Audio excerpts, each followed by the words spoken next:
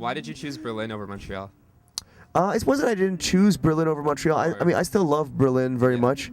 I mean, I fell in love with a German, and I moved there and I started a family. And I mean, they're actually quite similar in terms of, relaxedness and creativity and unemployment. Yeah. So I like to be in a place where people have more time to sit around and do nothing than chase after jobs and try to act cool. Yeah. So it was a really natural feeling to move from Montreal to Berlin, and I really love it there. I mean, one thing it's great that I can kind of be in a bubble, away from Hollywood and stuff like that. Not to say that kind of stuff doesn't make it to Berlin. Obviously it does, but it's just easier to live without it. You don't get Entertainment Tonight and all this kind of bullshit. And so, good. and it's not all in your face all the time. These kind of It's good for your brain. Yeah, definitely. You can filter out the stuff, and it's a beautiful place. Cool. Where's the weirdest place you had to sleep while you're touring? There was a park in Vancouver, which was one night in Vancouver, the Shrines. Wait, I have a better one. Okay. We were in Eindhoven, in Holland, and we were at this bar, and we were drinking till late, and my organ player Fredovich. He's from France, and he was making jokes with the bartenders. He was like, "I want to go to the gay bar. I want to go to the gay bar." So then the bartenders were laughing and like, "Oh, wait till you see where you're sleeping tonight." And then we were all calling, "What does that mean?" So then we wind up going. We were staying in this youth hostel, right? And we get to this youth hostel, and basically all the rooms are different. Styles or different, one of them is all clouds, right, yeah, with bunk beds. It looks like a normal rooms. themed rooms, exactly. And there's one nature room, and the nature room's got this wood fake log cabin kind of feel, but then in the windows there was these big jungles, pictures of jungles. Okay. And if you look in the jungle closely, you'd see gay men in little real pictures, right? Yeah. And we were like, wow, this is really. It was really incredibly done. It was a lot of work was put into this youth hostel. And then we go to the kitchen, and the spooky thing was there was no one there when we got there. They just had the door open. We went in, and we were the only ones staying there.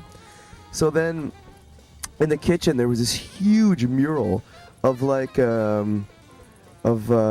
looked like the garden of what is it? Bestial Delights. What's that?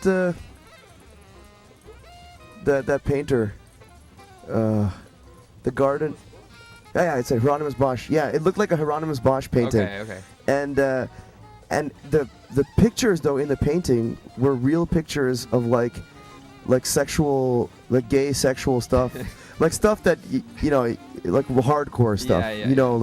Like tying up balls, and peeing and pooing. Yeah. It was really, really hardcore in this really huge color painting, with these real pictures. And then we were just so shocked when we got there. We're just like, oh my god, what the hell is this place, Yeah.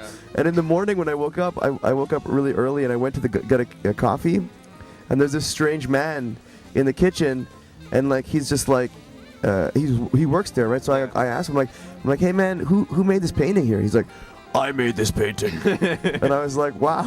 Yeah. I was like, it's a pretty Pretty pretty good painting. And then next thing you know, I'm like, it reminds me of Hieronymus Bosch. Yeah.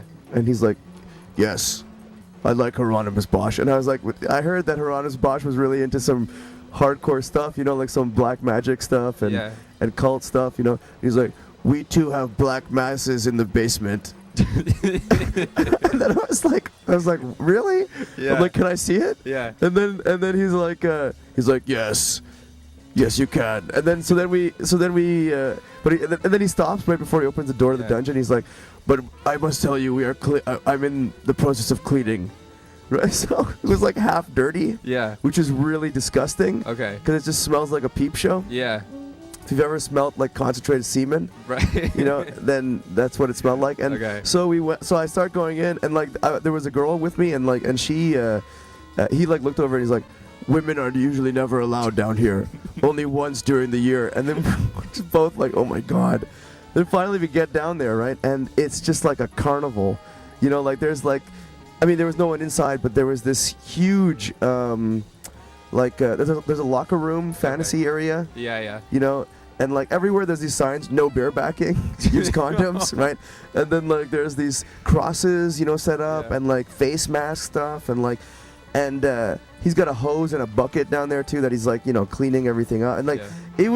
it was like that, you know, in Pulp Fiction, that scene with the gimp. Yeah, of course. Yeah, like, you know, it was pulling him out of it was the- almost that. It was like that meets like Disneyland, Fuck. you know, meets like laser tag. Yeah, yeah.